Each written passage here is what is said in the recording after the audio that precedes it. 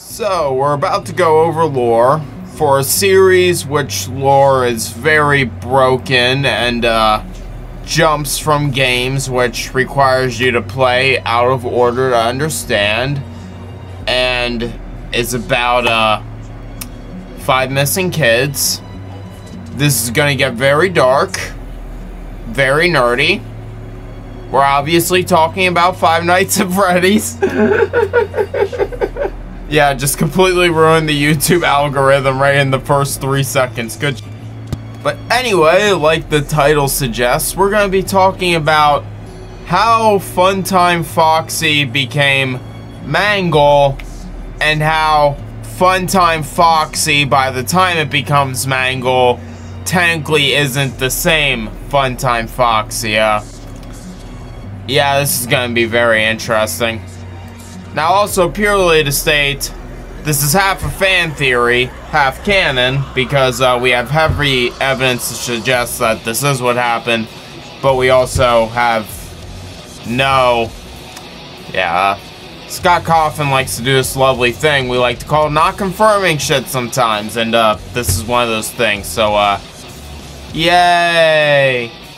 But to be clear, Funtime Foxy obviously started out as a creation by William Afton, who wanted to figure out how souls worked.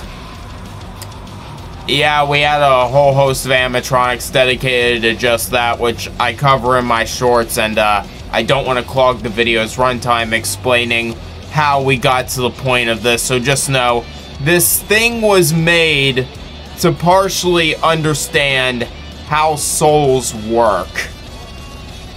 Yeah, I've already lost a lot of y'all, haven't I? But other than that craziness aside, it's important to understand that all animatronics work off of a shell system, basically. You have the endoskeletons, or in the Funtime's case, is more complicated endoskeletons. The difference between the Funtime endoskeletons and the other animatronics endoskeletons are important to all this. Just note the Funtime's endoskeletons are inherently different than the other ones, which kinda complicate the lore in a way, but also helps clarify a lot of things and makes a lot of things make sense later.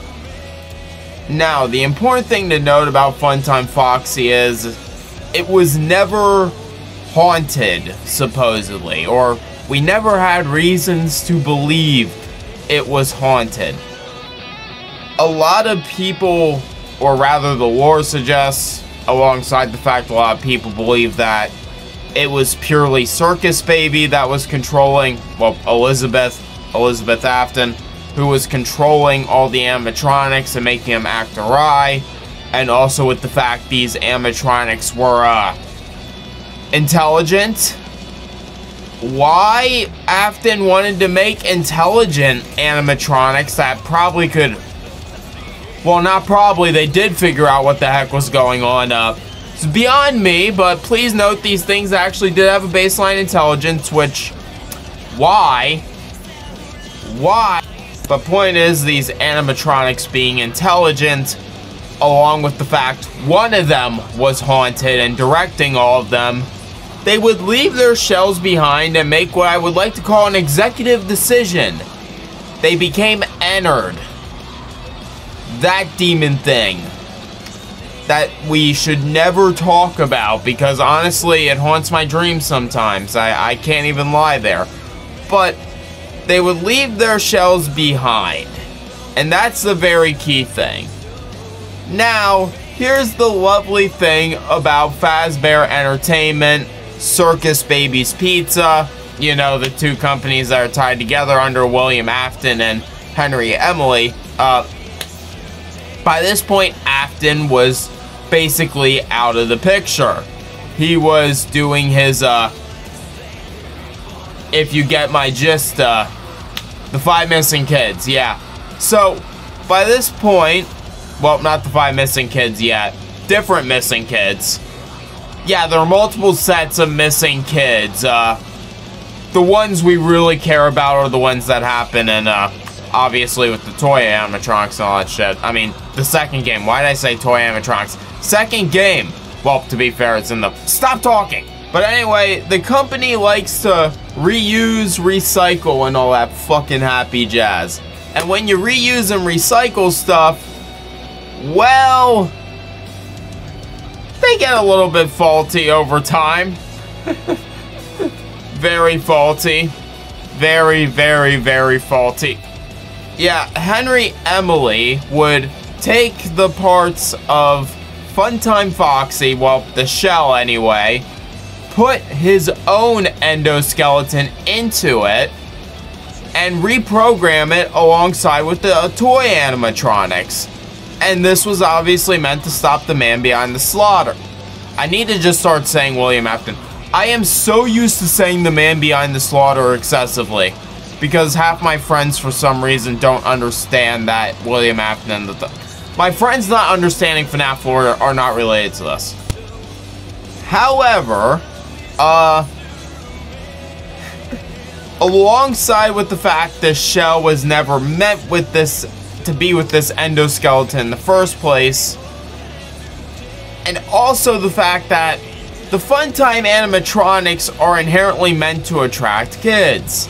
Now, thankfully, Mangle / Funtime Foxy never hurt any kids. The thing is, the kids like to abuse the poor thing. He literally had his parts ripped off and put in random places, which most definitely messed with his circuitry, his wiring, his ability to go whir.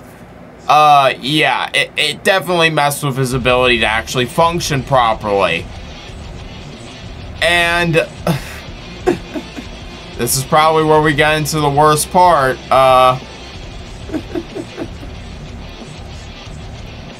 We all know what the toy animatronics are meant to do. We all know what they are meant to do. Save the children. And we all know what William Afton does.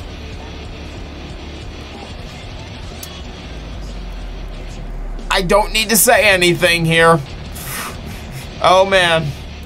Yeah, shit goes wrong really fast because after William Afton does his thing, Mangle, well, supposedly here, we have a lot of lore saying yes, no, maybe so.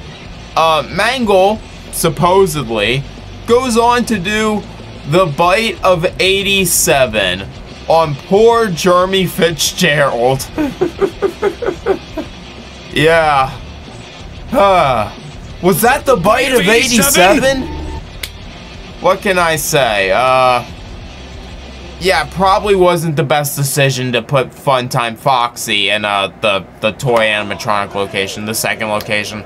Freddy Jr.'s? I don't know. The name of this place is up in the air. A lot of people just call it Freddy Jr.'s, but I wish we had confirming lore for this. I really wish we did. Now, this is unfortunately where the lore goes absolutely fucking nowhere, because the only other appearance of Funtime Foxy is in Ultimate Custom Night, which is essentially when William Afton goes to hell. Jason goes to hell. The final chapter. I always come back. Yeah. But obviously in that game, the animatronics aren't real. It's all part of a torture cell, basically. So, yeah. I really wish we had a grand, where this went and what happened to Mangle / Funtime Foxy afterwards, but we really don't.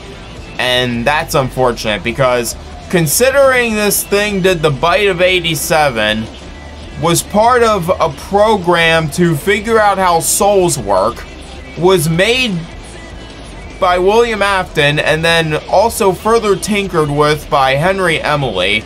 This thing has a lot of lore to it. Funtime Foxy and Mangle has a lot of lore. And it's a shame that it's basically gone nowhere. Now, technically, Funtime Foxy lives on in Molten Freddy. So, there's that, because we all know Ennard becomes Molten Freddy. But, really, I think we should bring back the shell of Mangle here. You know, repair Mangle, do something with it. Come on, like, let's do something with Mangle again. I know the fan base would love to see that ham radio again. Well, actually, You know, there is a little bit of something else I almost forgot about.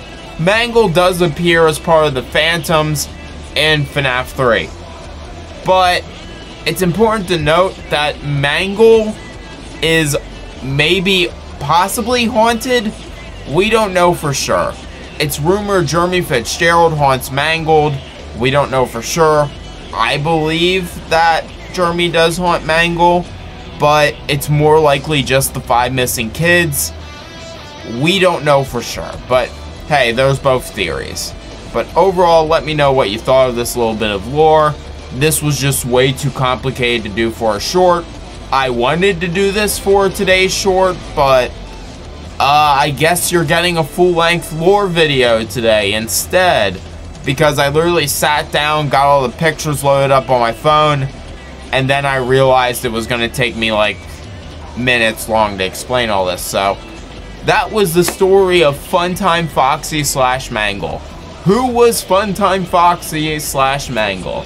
This was the story. Hope you all enjoyed. I have been Johnny Von Duke. Hopefully we'll come up with a different FNAF short for today.